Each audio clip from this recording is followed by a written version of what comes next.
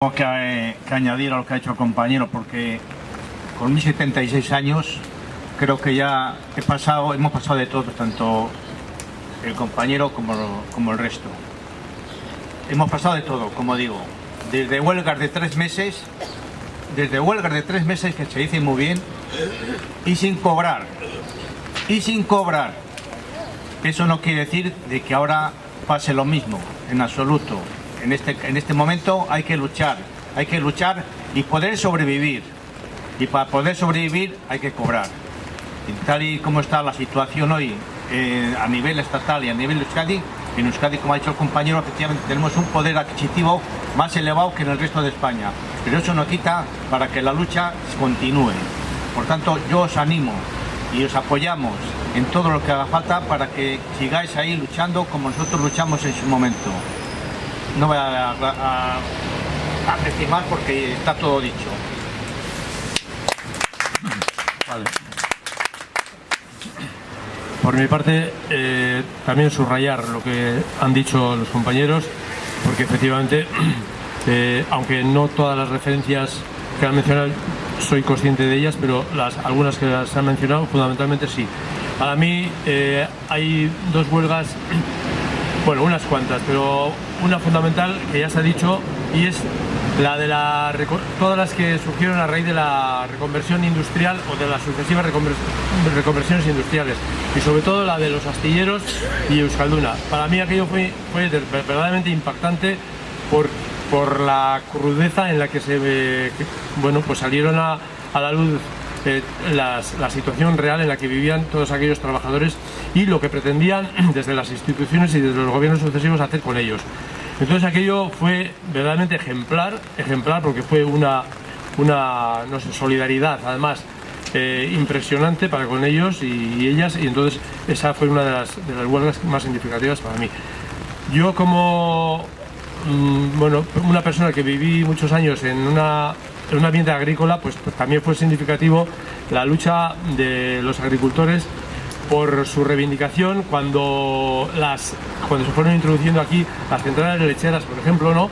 Y querían echar por tierra todo lo que durante tantos años y tantos años habían llevado a cabo con tanto sudor todas aquellas trabajadoras y trabajadores de los caseríos, ¿no? Con la leche. Aquello para mí también fue muy impactante, porque allí se veía también cuáles eran las intenciones de los poderes de las grandes multinacionales, etcétera, etcétera. Cómo arrasaban todo un ecosistema, también podríamos decir, que era pues patrimonio de este pueblo. Y luego, recientemente, para mí una huelga que ha sido muy significativa ha sido el de las trabajadoras de las residencias de Vizcaya, por ejemplo. Yo creo que en un entorno tan complicado como puede ser pues el tema de las residencias, ¿no? Donde tantos y tantos negocios se están llevando a cabo precisamente por la privatización de estas residencias. Sin embargo, estas trabajadoras, fundamentalmente ellas, porque son inmensamente mayoría, llevaron a cabo una lucha para mí ejemplar y consiguieron, después de prácticamente un año entero de huelga, consiguieron algunos de los objetivos. Y luego yo tengo que decir que para mí en estos momentos cualquier lucha que se lleve a cabo y sea pues larga, corta, lo que sea, y en este caso igual que vuestra lucha, yo creo que es ejemplar porque después de 2 reformas laborales, después de todo el proceso de desregularización del mundo laboral, que todavía haya gente, es verdad que tendría que ser así, ¿no? Pero que haya gente, y sobre todo gente joven, que venga pues reivindicando los derechos que les han echado por tierra después de tantísimos años de sangre, sudor y luchas, pues yo creo que es ejemplar. Y yo creo que esto es, para mí, es con lo que me quedo y con lo que yo os admiro y deseo que lleguéis a conseguir vuestros objetivos.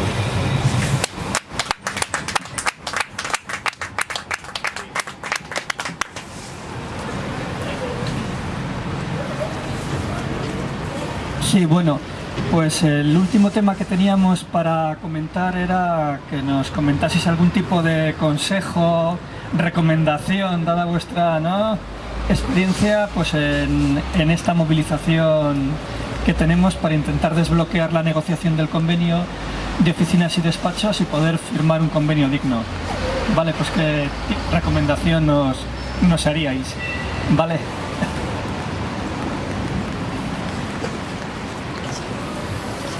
En primer lugar, yo diría que hay que sentir un cierto pudor para dar consejos a la juventud. Yo creo que la juventud que tenemos aquí en Euskadi es una juventud ejemplar, eso en primer lugar.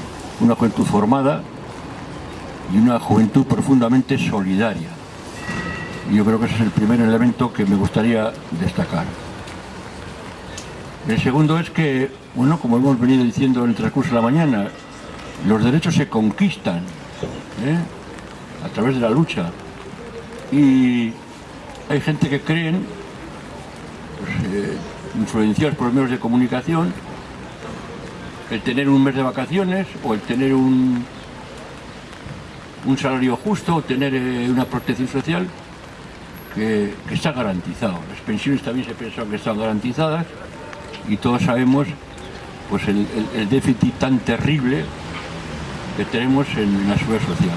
Ya no es una cuestión de subir la pensión en una cuantía, sino que lo que tenemos que luchar es porque la seguridad social tenga recursos suficientes para mantener la sanidad, para mantener las pensiones y para mantener otra serie de conquistas sociales que no nos podemos dejar de arrebatar. Porque si lo hacemos, yo creo que lo que sí, la última movilización que tuvimos en Bilbao, pues por fin, yo creo que hubo un sector importantísimo de la juventud. ¿Por qué? Porque lo que estamos viendo de la aplicación de estas leyes que está haciendo estos gobiernos neoliberales, pues precisamente ya no solamente es una cuestión de justicia social a los pensionistas de hoy, sino que lo que está en riesgo es el futuro de las pensiones de la juventud. Y es un elemento que tenemos que defender en las plataformas nuestras, en las universidades y en todos los sitios. Y evidentemente para que la gente pudiente pues no les den máster gratuitos también. Yo creo que, en definitiva, consejos, pues lo que estáis haciendo hoy aquí, es decir, luchar y tener confianza. ¿Quién iba a pensar en la manifestación del día 8 de marzo con respecto a la mujer? Pues bueno, pues yo creo que ni más que menos pues, se tuvo que emocionar, porque han tenido que transcurrir años y años y años para que precisamente se rompa ese apagón informativo que se ha tenido sobre la situación de las mujeres en el mundo del trabajo. No habrá liberalización de la mujer en ningún aspecto si no se libera en el tema de la cuestión laboral. Ese es el tema fundamental, igual que la juventud. Mientras que la precariedad y los contratos parciales y demás sigan siendo el elemento diario de la contratación, pues no habrá un futuro digno, no podrán tener un proyecto de vida con la compañera o con el compañero, y lo que hace falta es pues, lo que estáis haciendo hoy aquí, defender vuestros intereses y apoyar a los compañeros que os representen cuando vayan a negociar vuestros convenios. Ya bastante se encarga la televisión, la prensa y la radio de difamar a las personas que tienen el compromiso de defender a los trabajadores, para que encima que desde nuestras propias filas tampoco sepamos quiénes son nuestros enemigos de clase. Y por tanto animaros a continuar y decir que lo que he dicho antes, hay que seguir en la lucha, y yo creo que al final conseguiréis un buen convenio, y cuando seáis más mayores pues lo recordaréis como ahora recordamos nosotros nuestro.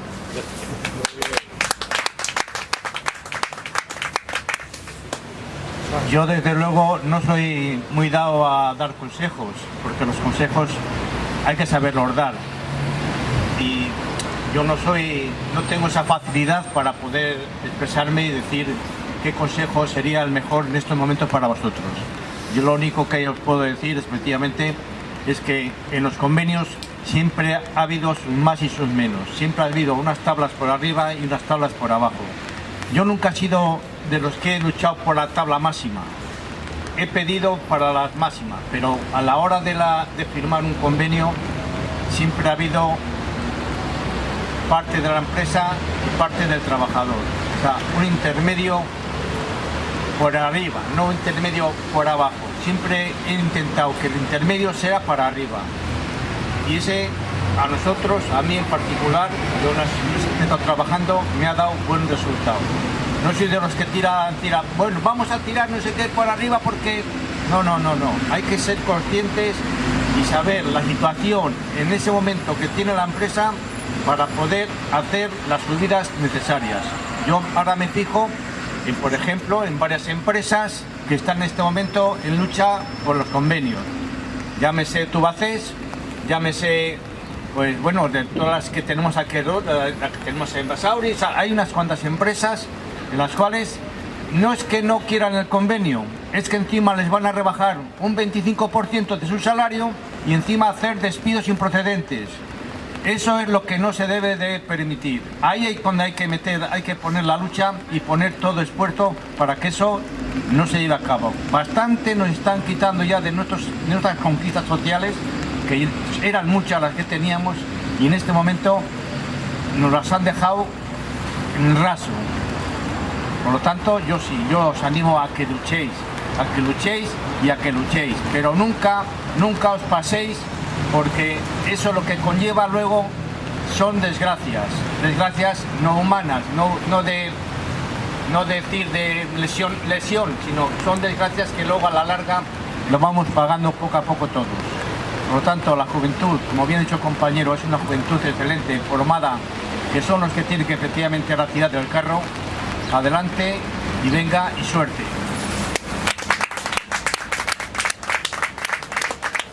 Nire partetik aholku askorik ere ez, baina elkartasuna gure partetik bintzat alden guztia, eta aldugun guztia izango duzue hori dudarik gabe. Como han dicho mis compañeros, pues tampoco soy el más adecuado para dar consejos a la gente joven. Yo, por experiencia, porque mi compañera ha trabajado toda su vida en oficinas y despachos, pues sí que, no sé, considero que hay algunas cuestiones que son específicas de esta situación, y es, por ejemplo, la atomización de las empresas, ¿no? Las características, pues, de empresas pequeñas en muchísimos casos, ¿no? Esto, pues yo creo que crea dificultades añadidas, y pienso que ahí es donde quizás deberíais de incidir bastante a la hora de crear una red de comunicación entre todas y todos vosotros lo más potente posible, porque yo creo, otra de las cosas que también opino, es que los sindicatos quizás en cuanto a este espacio laboral, yo pienso que no han hecho la labor que tenían que haber hecho. Yo creo que se han limitado muchas veces a ir en vísperas de elecciones a conseguir el máximo número de delegados con el mínimo esfuerzo, y luego a lo largo de todo el resto del año, pues olvidarse bastante de la situación de esas trabajadoras y trabajadores. Y luego yo creo que, por otra parte, pues también otra de las características que se puede dar en estas empresas es que puede haber carácter de empresas de tipo familiar, ¿no? Donde, por ejemplo, pues entre comillas, o como queramos llamar, el paternalismo o maternalismo, pues pueda tener sus grandes influjos a la hora de la relación laboral con respecto a trabajadoras y trabajadores que están en esa empresa. Y eso tiene sus consecuencias gravísimas a la hora de, por ejemplo, de la jubilación, ¿no? Pues porque no les han cotizado como les debían de haber cotizado, no les han, atendido en sus derechos laborales como ellos se merecían, y con ese paternalismo, pues han llevado a mucha gente a que a la hora de la jubilación, por ejemplo, se encuentren con las manos una detrás de otra. Entonces yo, fundamentalmente por la característica de la empresa en la que trabajáis, yo simplemente sí que incidiría en eso, ¿no? En que creáis una fuerte red de comunicación entre vosotras y vosotros, y exijáis a los sindicatos que verdaderamente estén junto a vosotros durante todo el año. Hori da.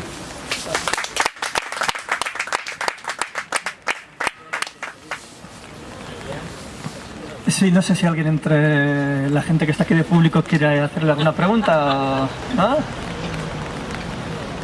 Se han explicado muy bien y les vamos a dar las gracias porque por este día tan horrible pues ya habéis hecho un esfuerzo muy grande, os agradecemos y mucha suerte en vuestra lucha y gracias por los ánimos en la nuestra. Nosotros agradecidos a vosotros.